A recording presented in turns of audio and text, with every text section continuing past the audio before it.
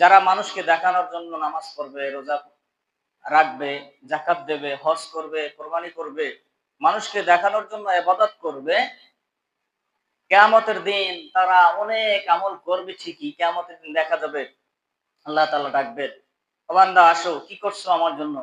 আল্লাহ, আমি এই যে বিশাল লিস্টের আমল করে আসছি, কই এই আমল, এই আমল, এই আমল, একটা আমলও তুমি আমার জন্য করো নাই। তুমি কোরবানি করছো, মানুষ তোমাকে ভালো বলবে, তোমার প্রশংসা করবে। তুমি যাকাত দিছো, হজ করছো, রোজা রাখছো, দান করছো, কোরআন তেলাওয়াত করছো, দুই রাকাত বেশি বেশি নফল করছো, তাও মানুষকে দেখিয়ে দেখিয়ে মানুষ তোমাকে প্রশংসা করবে, বলবে অমুক ব্যক্তি কত ভালো, বেশি বেশি নামাজ পড়ে, কোরআন তেলাওয়াত করে।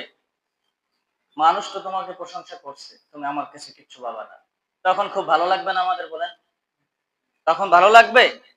আর যদি আমরা আল্লাহকে দেখানোর জন্য, আল্লাহর জন্যই যদি হয় যে ইবাদতটা, তাহলে সেটা মানুষকে দেখানোর দরকার কি আছে?